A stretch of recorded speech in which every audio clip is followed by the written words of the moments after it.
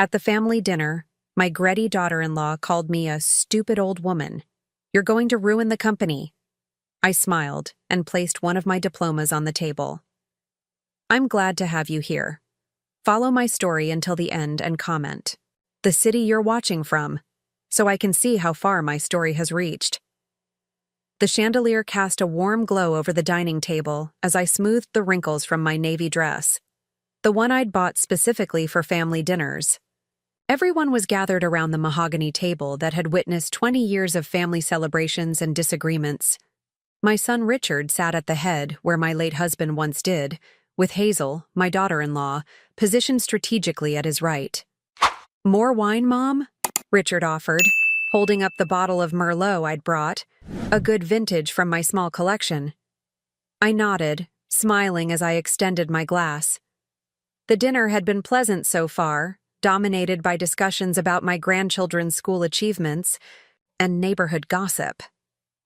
But I knew it wouldn't last. These family dinners never stayed peaceful, not since Harold passed away 3 years ago. So, Hazel cleared her throat, placing her fork down with deliberate precision. "Richard told me you visited the office yesterday, Francis." The table fell silent. My son suddenly became very interested in his plate of roast chicken. "Yes, I," replied simply. "I wanted to check on the quarterly projections. Some of the numbers didn't quite add up in the reports." Hazel's perfectly plucked eyebrows shot up. "You know, Francis, Richard has everything under control. The company has never been more profitable." "I'm sure he does," I said, taking a sip of wine. "I just noticed that the Henderson account seemed off by about 30,000. It's probably nothing." Richard shifted uncomfortably. "Mom, I told you I'd look into it. And I'm sure you will, dear." I smiled at my son, the boy who used to run to me with skinned knees and homework questions.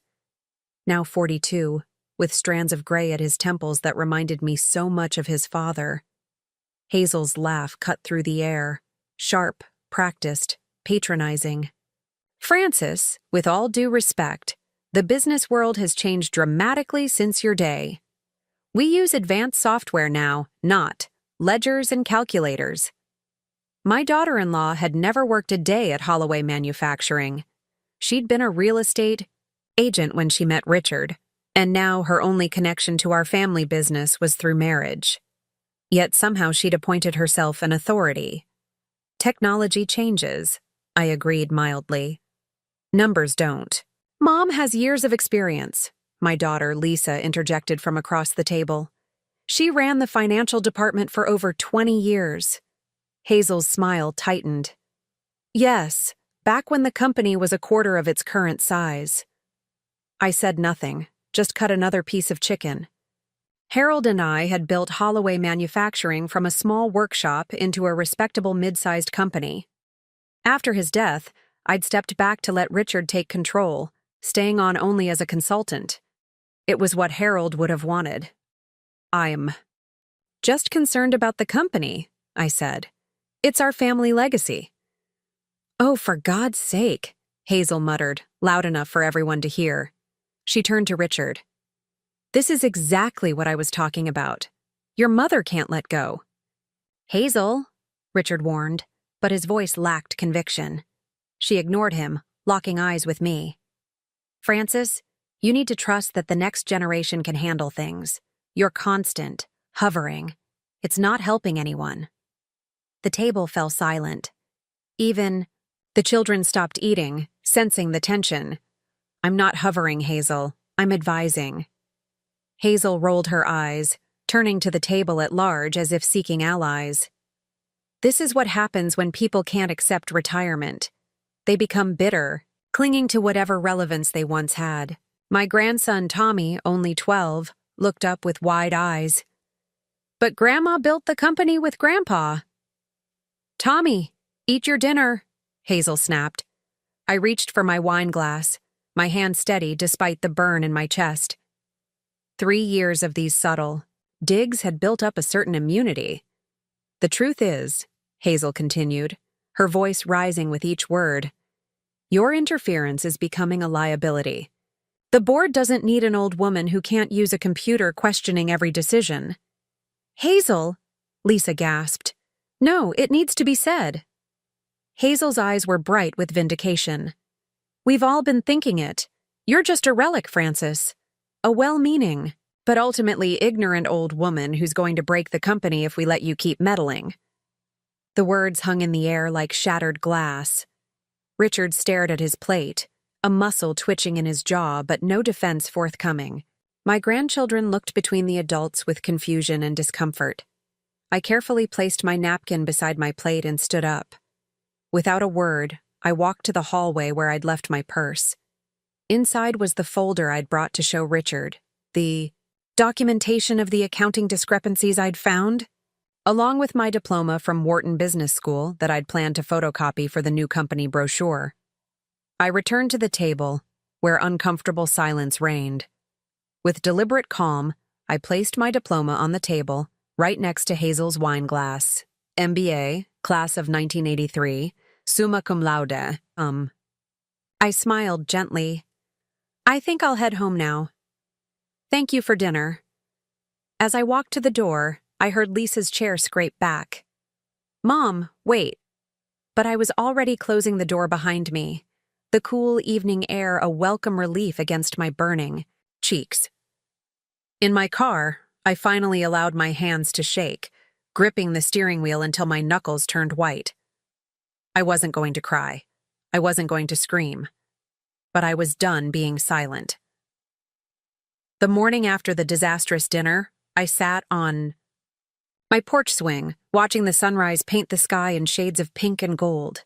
My coffee had gone cold, forgotten in my hands as memories washed over me like waves, relentless and unavoidable. It hadn't always been this way with Richard and me. Before Hazel, before Harold's death, we'd been close. I remembered him as a little boy sitting beside me at the kitchen table while I reviewed invoices, his small fingers tracing the columns of numbers. One day all this will be yours, I'd told him. But I want to work with you and Dad, he'd replied, his eyes bright with childish certainty. The phone rang, pulling me from my reverie. Lisa's name flashed on the screen.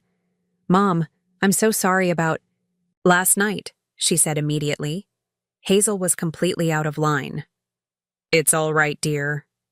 No, it's not. Richard should have said something. I gave him hell after you left. I smiled despite myself. Lisa had always been my defender, even as a child. How are you feeling? She asked softly. I'm fine, I said automatically, the response worn smooth by years of use. Just disappointed. Truth was more complicated. Harold's death 3 years ago had left a void not just in my heart but in the family structure. He'd been the buffer between Richard and me, smoothing over our occasional disagreements with his easy charm. Without him, the cracks had started to show. Richard's coming over later to apologize, Lisa informed me. Is he? Or are you making him? Her silence was answer enough. After we hung up, I went inside and pulled out an old photo album. There we were, Harold and I on the day we signed the lease for our first workshop. I was 26, hair pulled back in a sensible bun, wearing my best dress and a determined expression. Harold stood beside me, tall and confident, his arm around my waist. We'd been equal partners from the start. He was the visionary, the one who could charm investors and clients alike. I was the pragmatist, handling finances and operations with careful precision. Together, we built Holloway Manufacturing into something we were proud of. When the children came along, I stepped back from day-to-day operations but still kept the books, working late into the night after the kids were asleep. Richard and Lisa grew up watching both their parents pour everything into the business. The doorbell rang at noon precisely. Richard stood on my doorstep, looking uncomfortable in the way men do when forced to apologize. Hi, Mom, he said, shifting his weight. From one foot to the other, I stepped aside to let him in. Would you like some coffee? Sure. In the kitchen, I poured him a cup, adding the splash of cream he'd preferred since college. We sat at the small table by the window, the silence stretching between us like a physical thing. Lisa says I need to apologize, he finally said. For what exactly? I kept my voice neutral. He sighed, running a hand through his hair, just like his father used to. For not stepping in when Hazel was speaking to you that way. And do you think you should have?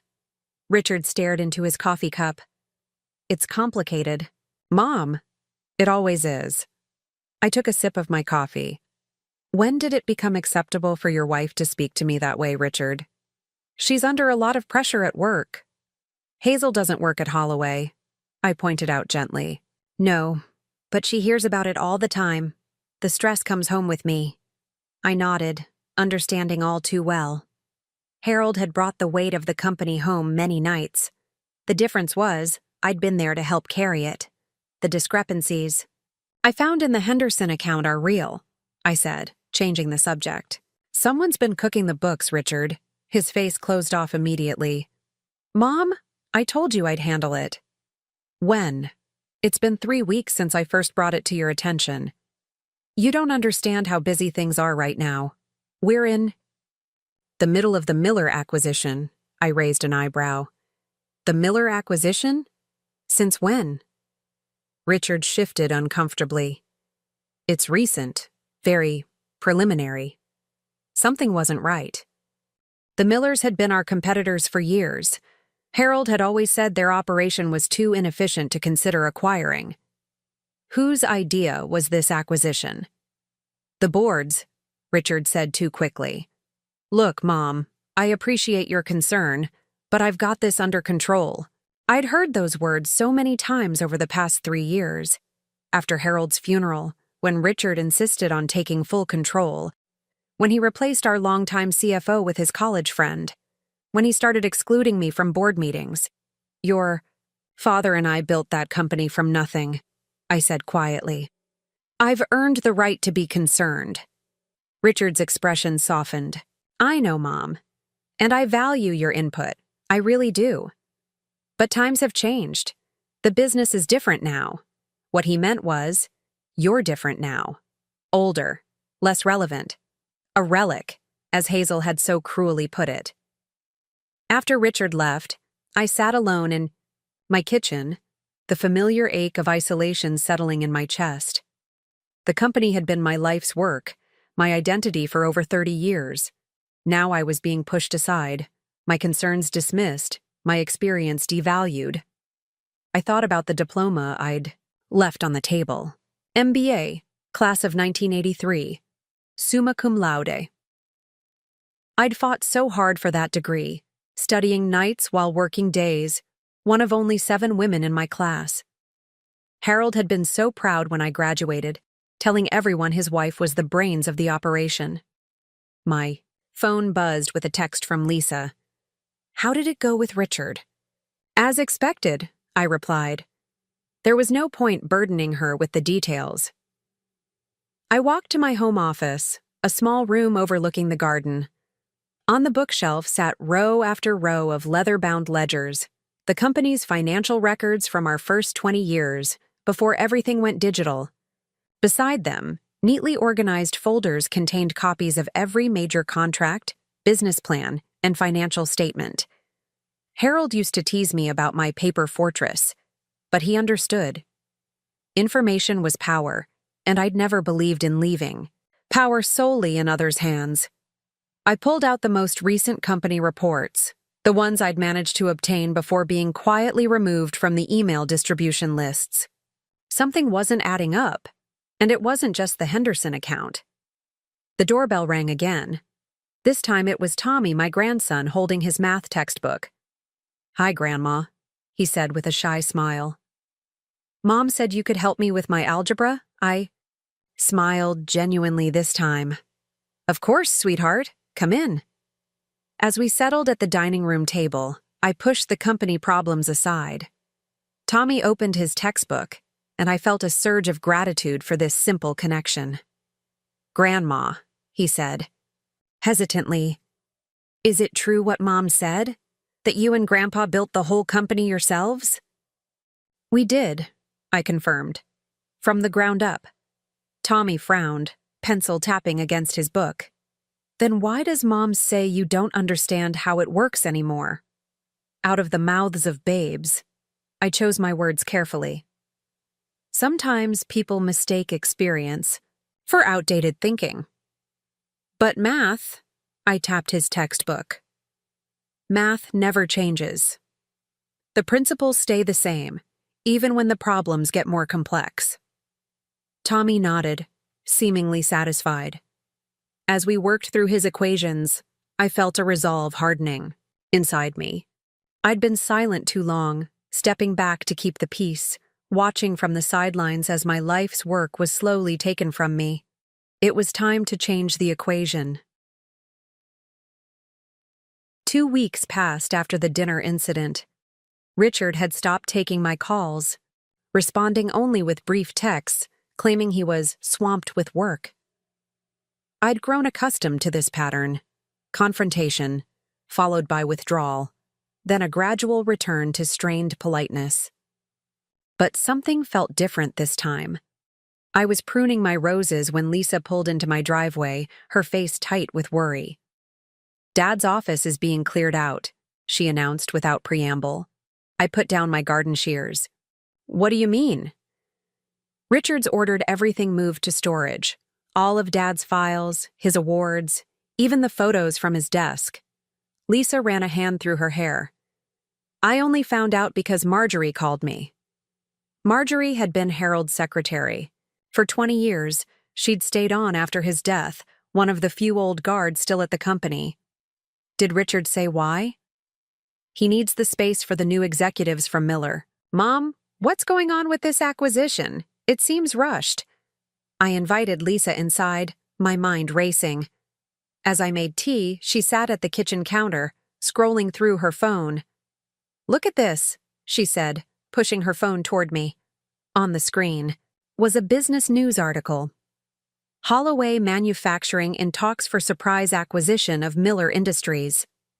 The article quoted an anonymous source close to the deal, saying the acquisition would revitalize Holloway's outdated business model.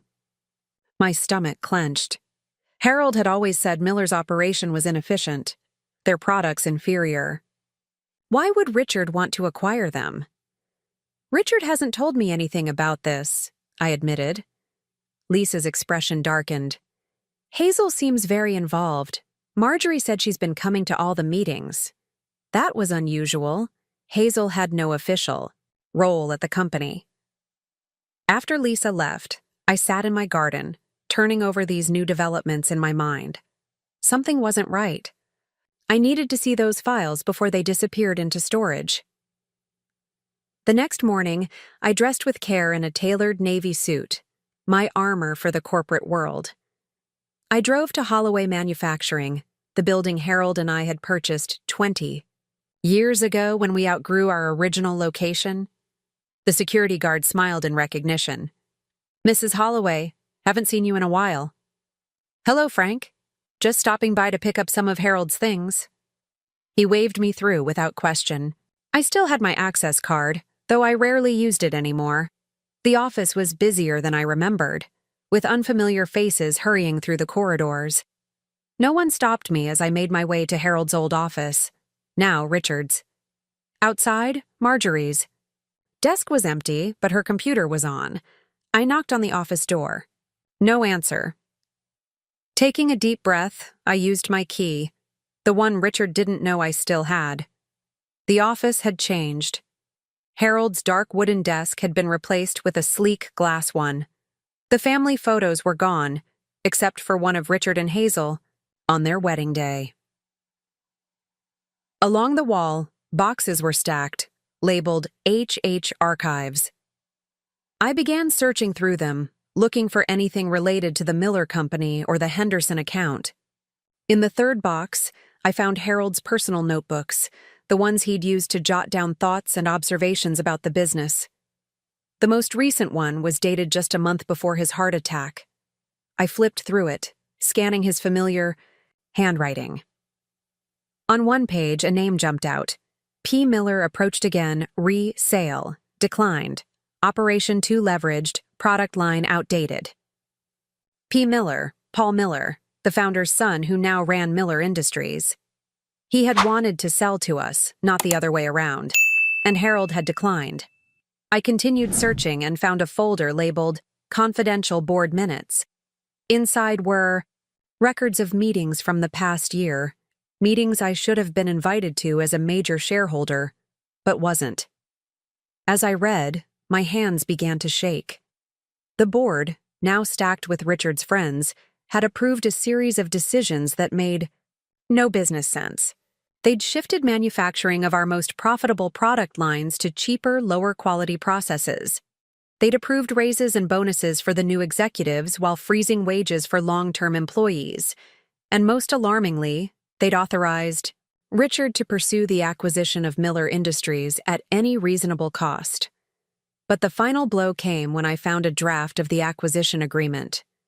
There, in black and white, was the truth. This wasn't an acquisition. It was a merger that would effectively dissolve Holloway Manufacturing as we knew it. The new company would operate under the Miller name, with Holloway becoming a subsidiary brand. Our company, the one Harold and I had built from nothing, the legacy we'd created for our children, would cease to exist.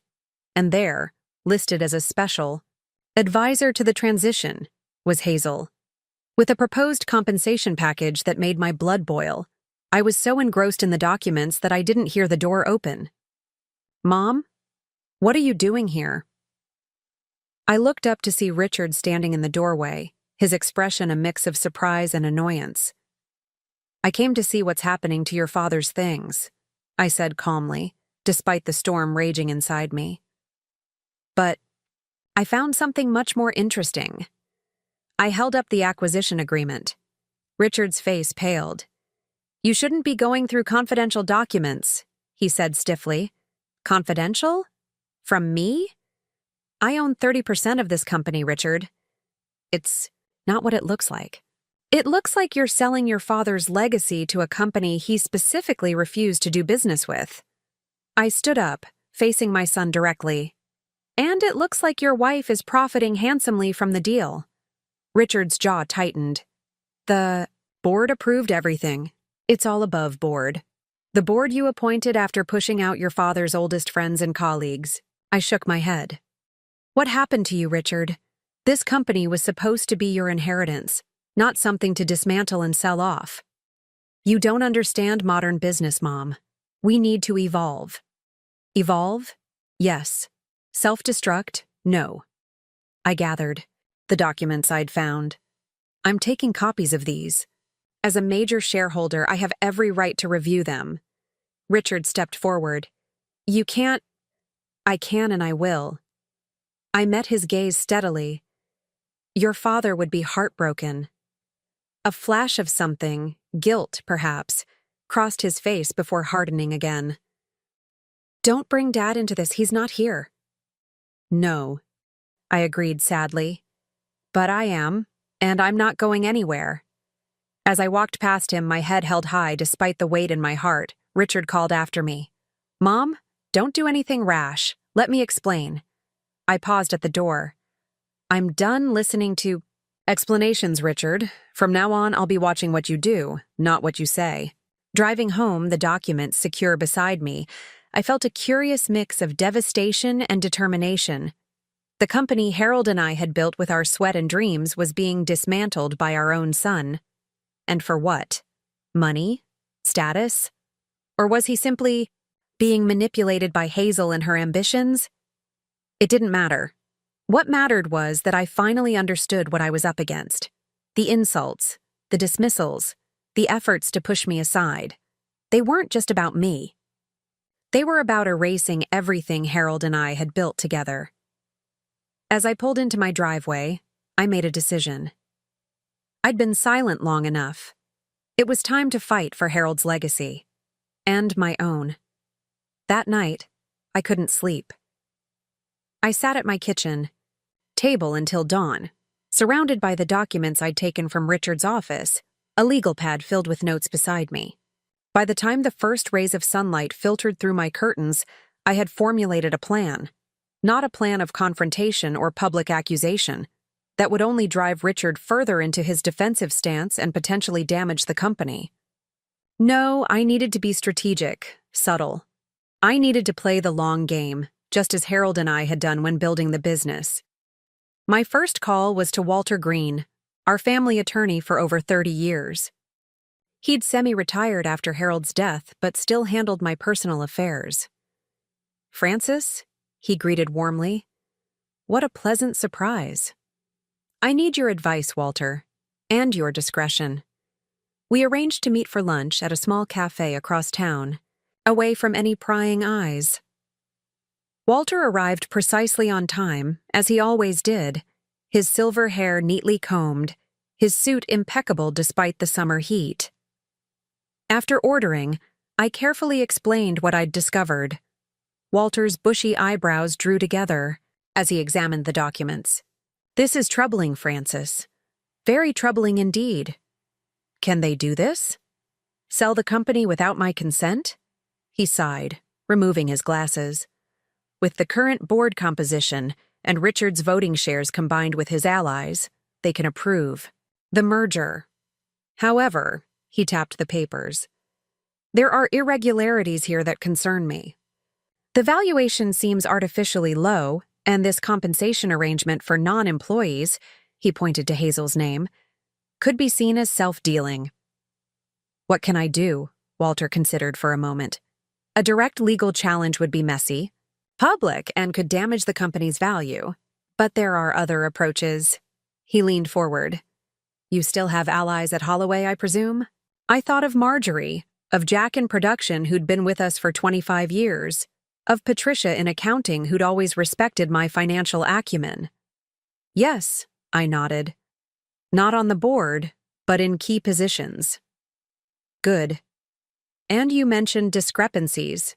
In the Henderson account, among others. I've been keeping notes." Walter smiled slightly. "You always were thorough, Francis. Harold used to say you could spot a penny missing in $1 million budget." The mention of Harold sent a pang through my heart. What would he do in this situation? He'd be strategic, I realized. Patient, but persistent. He wouldn't burn bridges. He'd build new pathways. After lunch, I made 2 more calls. The first was to Patricia in accounting, inviting her to tea the following day. The second was to James Henderson himself, one of our oldest clients and a dear friend of Harold's. "Francis!" James's booming voice filled the line. "Where have you been hiding yourself? I've missed seeing you at the company events." "I've been keeping a low profile," I said carefully. "James, I need to ask you something about your account with us." Anything for Harold's wife. "Have there been any unusual communications from Holloway recently? Any changes to your service agreement or pricing?" A pause. "Funny you should ask. We received notice last month that our rates would be increasing by 15%. When I called to discuss it with Richard, he said it was a market adjustment. I nearly took our business elsewhere, but for Harold's sake, I gave it another month." I made a note. "Thank you, James. One more thing. Would you be willing to meet with me, unofficially? For you, Francis, name the time and place. Over the next week, I met with key people, quietly, carefully, away from the office.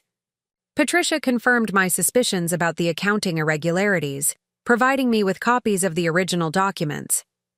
James Henderson introduced me to 2 other long-term clients who shared similar stories of rate hikes and service reductions. Jack, from production, revealed that quality control standards had been quietly lowered to cut costs. "The new management doesn't understand our reputation was built on quality, not price," he said bitterly. Each conversation added another piece to the puzzle, another ally to my silent coalition. I was careful never to criticize Richard directly or to reveal my ultimate intentions. I simply listened, asked questions, and collected information. Meanwhile, I reconnected with my old business network. Lunches with former colleagues, coffee with industry friends, even a golf game with Edward Simmons, the president of the Regional Business Association who had always respected Harold and me. Retirement doesn't suit you, Francis, Edward observed as we walked the course. You've got that look in your eye again. The one you had when you and Harold were expanding into the Western markets. I smiled. I'm just keeping busy. He lined up his putt. Heard some interesting rumors about Holloway. Merger with Miller? Seems an odd match. You know how rumors are, Edward. He sank his putt and straightened. I also know that Holloway Manufacturing was built on integrity and quality. Be ashamed to see that change. He gave me a meaningful look. If you ever need support from the association, you just say the word. By the third week of my silent campaign, I had amassed a considerable dossier. Financial documents showing irregularities, testimonials from concerned employees and clients, evidence of the board's procedural violations, and a clear picture of how the Miller merger would dismantle everything Harold and I had built. But I still needed more, particularly about Hazel's involvement. Her name had appeared on too many documents for someone with no official role at the company. The opportunity came from an unexpected source. Lisa called one evening, her voice tight with excitement. Mom, you won't believe what Tommy found on Hazel's laptop. Lisa, I cautioned, we shouldn't involve the children in this. He wasn't snooping intentionally. He needed to print his homework, and Hazel's laptop was open. There were emails, Mom, between Hazel and Paul Miller, dating back months before Dad died. My heart raced. What kind of emails? Tommy only saw a few before Hazel came back, but he said they were talking about the plan and patience, and how the old guard needs to move on. I felt cold all over. Had Hazel been plotting this even while Harold was alive? Lisa, tell Tommy not to mention this to anyone, not even Richard. Of course, but Mom, what are you going to do? I looked at the organized files spread across my dining room table, the foundation of my counteroffensive. I'm going to save our company, I said simply. The following day, I received an unexpected visitor. Marjorie, Harold's former secretary, stood on my doorstep, clutching her purse nervously. Mrs. Holloway, I hope I'm not intruding. Marjorie, please, come in. And it's Frances, remember? She perched on the edge of my sofa, declining tea. I can't stay long. Richard doesn't know I'm here. What's wrong? They've set the date for the board vote on the Miller merger, 2 weeks from now. She twisted her hands in her lap. And there's something else. I found these in the shredding bin. She pulled a manila envelope from her purse and handed it to me. Inside were fragments of documents that had been torn rather than properly shredded. Draft agreements between Hazel and Paul Miller, dated 8 months earlier. The terms outlined Hazel's role as a consultant to Miller Industries after the merger, with a compensation package that made my blood boil. I pieced them together as best I could, Marjorie explained. I knew something wasn't right. I squeezed her hand. Thank you, Marjorie. You've taken a risk coming here. She straightened her shoulders. Mr. Holloway would have done the same for me. He always said you were the heart and brains of the company, Frances. We haven't forgotten. After she left, I added these new documents to my growing collection. The pieces were falling into place. Now I needed to make my move before the board vote, carefully, strategically, without revealing my hand too soon. That evening, I received a text from Richard. Family dinner this Sunday. Please come, Mom. We need to talk. I stared at the message, wondering what had prompted this sudden olive branch. Was it genuine reconciliation, or did he suspect I was up to something? Either way, I knew what I had to do. I texted back a single word. Yes. The stage was set, the players were in position, and I was done being silent. Sunday dinner at Richard and Hazel's house felt like walking into a carefully staged play. The table was set with Hazel's best china, fresh flowers arranged in the center, soft classical music playing in the background. Too perfect, too controlled. Mom, Richard greeted me with a kiss on the cheek, his smile not quite reaching his eyes. I'm glad you came. Hazel appeared from the kitchen, wearing an apron over her designer dress, a domestic touch that seemed calculated rather than natural. "Francis," she nodded, her tone carefully civil. "Dinner's almost ready." The children were noticeably absent. "Where are Tommy and Emma?" I asked. "Sleep over at a friend's?" Hazel replied quickly. "We thought it would be good for us adults to talk without interruptions." Of course they did. I settled into the dining room, accepting the glass of wine Richard offered. Lisa arrived moments later, giving me a meaningful look as she sat beside me. She'd been my confidant throughout this ordeal, the only family member I'd fully trusted with my discoveries and plans. Once we were all seated and the first course served, Richard cleared his throat. "Mom, I wanted to talk to you about the company." I took a small bite of salad. "I'm listening." "I know you've been concerned about some of the changes we're making, but I want to assure you that everything we're doing is for the long-term benefit of Holloway Manufacturing." "Including the merger with Miller Industries?" I asked mildly. Richard's fork paused midway to his mouth. He exchanged a quick glance. "With Hazel. You know about that. I make it my business to know what's happening to the company your father and I built." Hazel gave a tight smile. "It's a strategic alliance, Francis. Miller has distribution channels we need, and we have the manufacturing capability they lack. It makes perfect business sense." "Does it?" I sipped my wine. I seem to recall Harold specifically declining Paul Miller's offer to merge just months before he died. The atmosphere in the room shifted, tension crackling like static electricity. "Dad was old school," Richard said dismissively. "He didn't see the potential synergies." "What my son means," I corrected gently, "is that your father recognized Miller's inferior product quality and over-leveraged balance sheet as liabilities, not assets." Hazel's smile vanished. "With all due respect, Francis, the business landscape has changed dramatically since Harold's day. Richard understands the modern market." "Does he? Or does he simply understand what you and Paul Miller have convinced him is true?" Lisa shifted uncomfortably beside me. Richard's face darkened. "Mom, if you've come here just to criticize..." "I've come because you invited me," I reminded him, "and because, despite everything, you're my son and I love you." This seemed to catch him off guard. His expression softened slightly. "Then trust me on this, Mom. The merger is happening. The board votes next week, and it's going to pass." I nodded slowly. "Yes, I imagine it will. Unless, of course, something changes their minds." Richard narrowed his eyes. "What does that mean?" Before I could respond, the doorbell rang. Hazel frowned, clearly not expecting anyone else. "I'll get it." She returned moments later, her face pale. "It's Edward Simmons and James Henderson. They say they have a meeting with Francis." Richard turned to me, confusion etched on his features. "Mom, what's going on?" I stood up, smoothing my skirt. "I invited a few people to join our discussion. I hope you don't mind." "Here? Now?" Hazel's voice rose an octave. "This is completely inappropriate."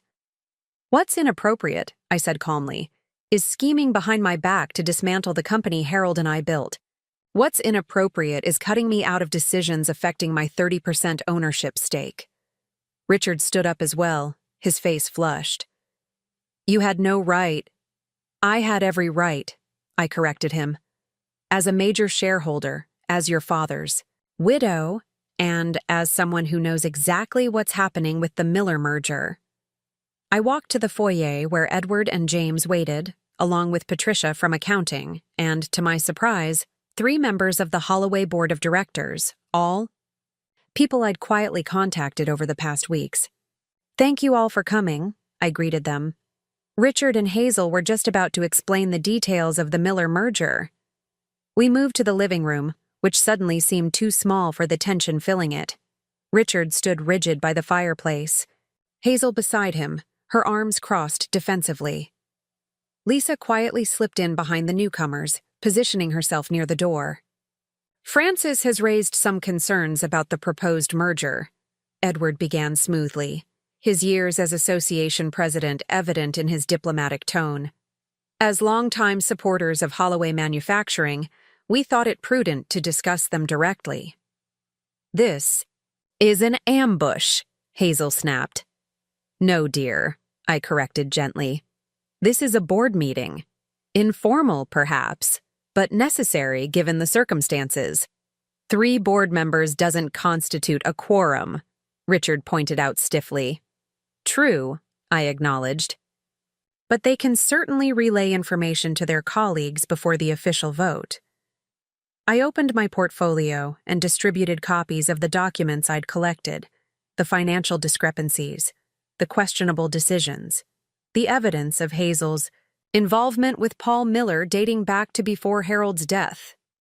What is this? Demanded Gregory Phillips, the newest board member and usually Richard's staunch ally. Evidence, I said simply, of self-dealing, conflicts of interest, and actions contrary to the company's welfare. Richard's face had gone from flushed to ashen. Mom, you can't do this. I already have. I turned to the board members. The merger with Miller isn't a strategic alliance. It's a carefully orchestrated takeover that will ultimately dismantle Holloway Manufacturing and line certain individuals' pockets at the expense of the company's legacy, employees, and shareholders. Patricia stepped forward, her accounting ledgers in hand. I've documented systematic financial manipulations designed to devalue Holloway's assets and inflate Miller's worth. James Henderson followed. And I can attest to the deliberate alienation of long-term clients through unjustified price increases and service reductions. One by one, my carefully cultivated allies presented their evidence. The board members listened with increasingly troubled expressions, occasionally glancing at Richard, whose defensive posture had gradually deflated into something resembling defeat. Hazel, however, remained defiant. This is absurd. You're just a bitter old woman who can't accept that the company has moved beyond you. I smiled at her calmly. Is that why you've been coordinating with Paul Miller since before my husband died? Planning to push me out and remake the company in your image? Her eyes widened. You can't prove that. Actually, I can. I handed the board members copies of the reconstructed documents Marjorie had salvaged from the shredder, along with emails Tommy had glimpsed on Hazel's laptop. Emails I'd managed to obtain through other channels. Gregory Phillips studied the documents, his frown deepening. If these are authentic, they represent a serious breach of fiduciary duty. They're authentic, I assured him. And there's more where that came from. The room fell silent as the implications sank in. Richard stared at the floor, shoulders slumped. Hazel looked as though she might shatter with rage at any moment.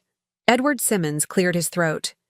I think, given these revelations, the board might want to reconsider its position on the Miller merger. And perhaps, added board member Elaine Foster, review the current management structure as well.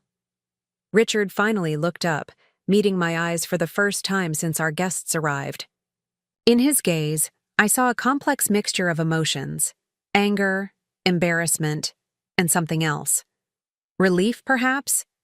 Had he been in over his head all along, manipulated by Hazel and Paul Miller, unable to find a way out? What do you want, Mom? He asked, quietly. I stepped toward my son, close enough to see the tension in his jaw, the weariness in his eyes. I kept my voice low, meant for him alone. I want what your father would have wanted. For you to lead with integrity, not deception. For Holloway to remain the company we built, one that values quality, loyalty, and family. He held my gaze for a long moment, then nodded almost imperceptibly. The board members began discussing next steps among themselves. Lisa moved to stand, beside me, squeezing my hand in silent support. Edward Simmons approached with a satisfied nod. Impressive, Francis. Harold would be proud.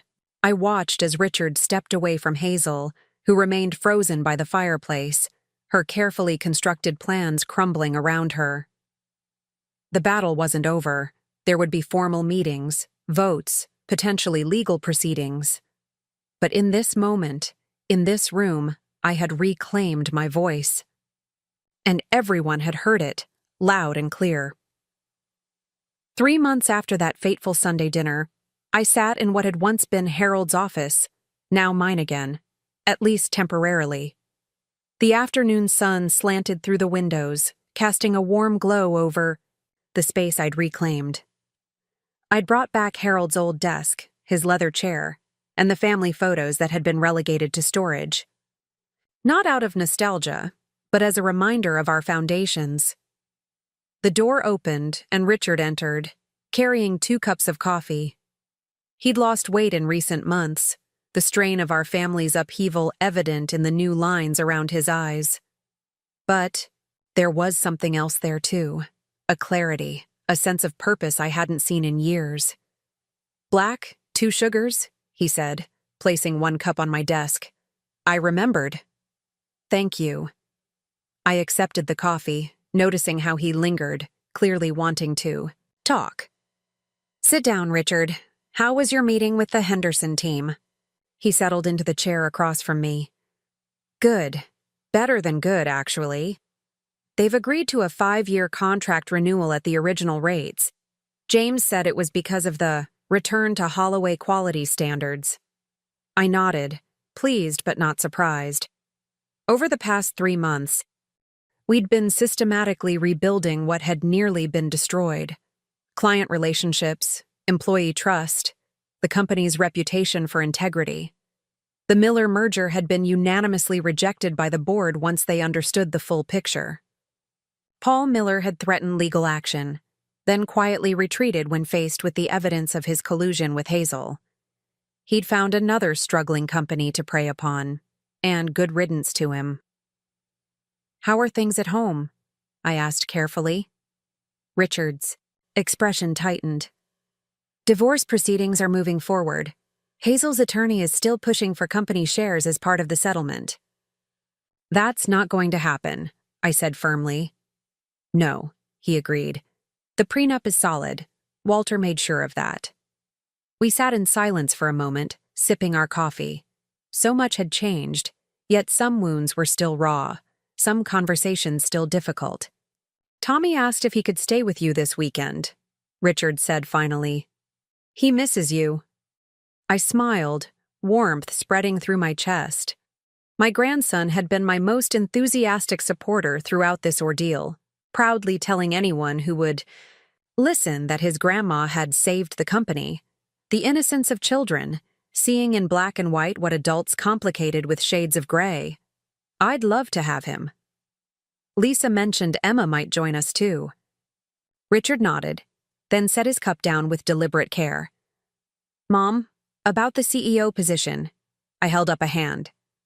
"The board will make their decision next week. Whatever happens, I'll support it."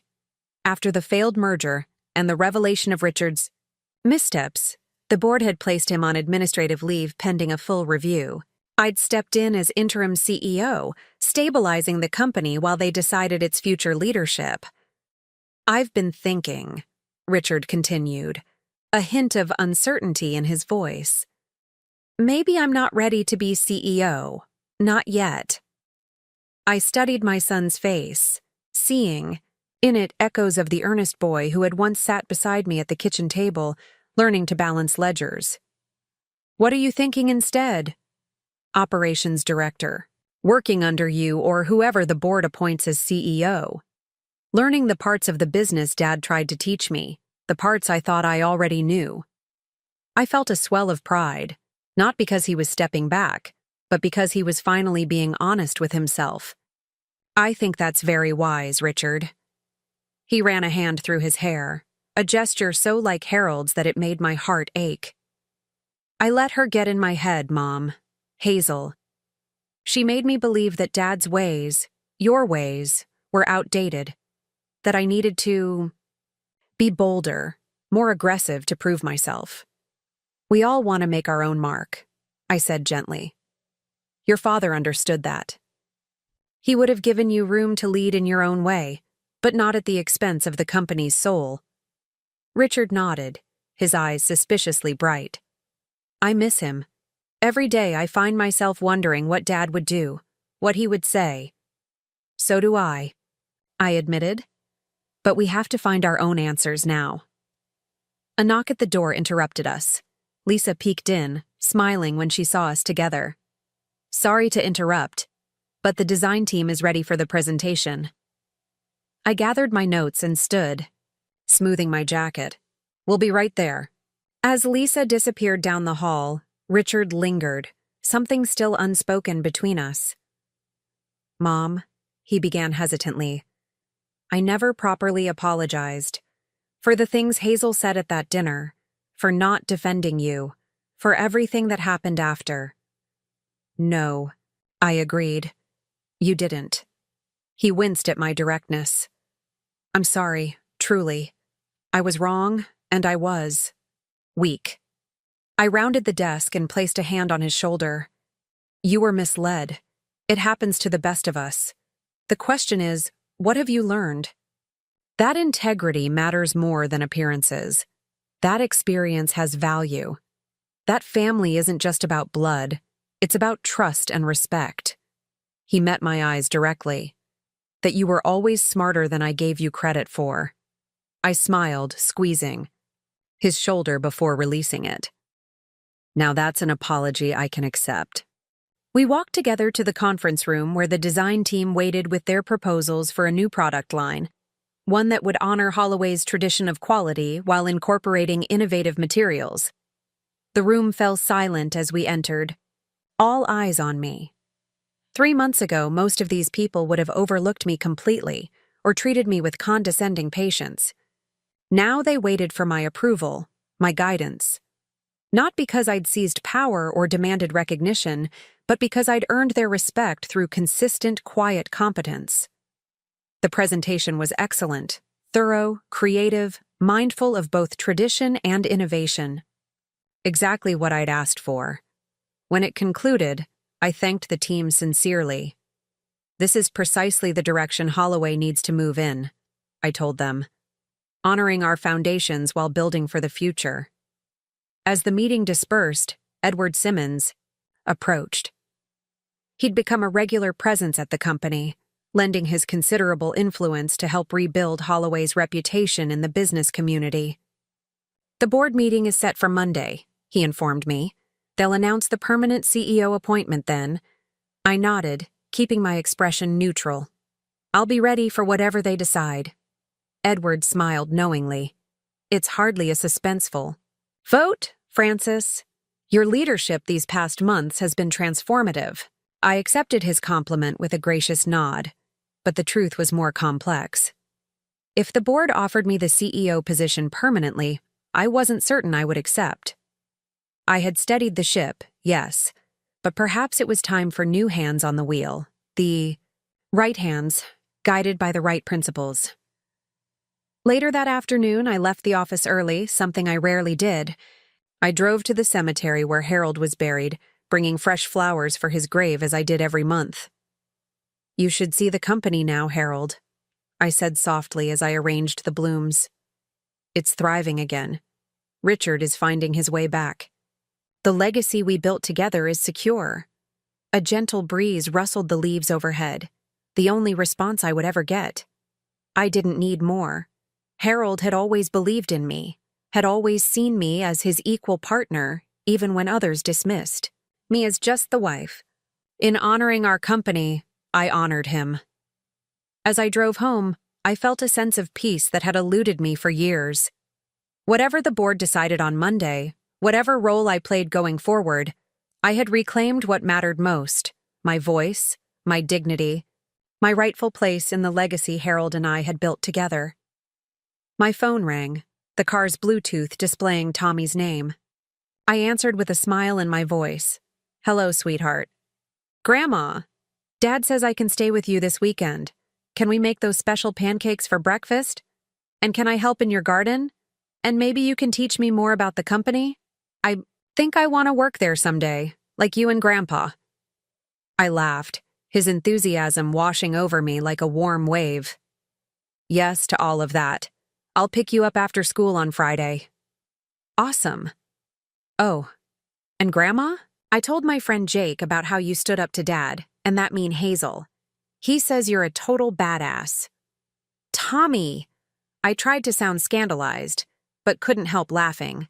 That's not appropriate language. But it's true, he insisted. You didn't yell or break things or anything. You just showed everyone how smart you are and made them listen. That's way more badass than being loud, out of the mouths of babes. Well, when you put it that way, I conceded, still chuckling. After we hung up, I drove the rest of the way home with a smile on my face. At my house, I changed into comfortable clothes and went out to my garden, where the roses Harold had given me for our 30th anniversary were in full bloom. Resilient, beautiful things, surviving season after season with the right care. As I tended to them, pruning away the dead parts to make room for new growth, I thought about the journey of these past months. I had never sought power or revenge. I had simply refused to be erased, refused to let what Harold and I built be dismantled by greed and short-sightedness. In the end, it wasn't my diplomas or my business acumen that had saved Holloway Manufacturing. It was my silence, not the silence of submission, but the powerful silence of someone who observes, plans, and acts with deliberate purpose. The silence that commands respect, not by demanding it, but by earning it. Some might call it wisdom. I simply called it survival. And now, surrounded by the flowers my husband had planted, looking forward to a weekend with my grandchildren and a future secured for the company we'd built, I finally allowed myself to acknowledge a simple truth. I had not just survived, I had flourished. Now I'm curious about you who listened to my story. What would you do if you were in my place? Have you ever been through something similar? Comment below, and meanwhile, I'm leaving on the final screen 2 other stories that are channel favorites, and they will definitely surprise you. Thank you for watching until here.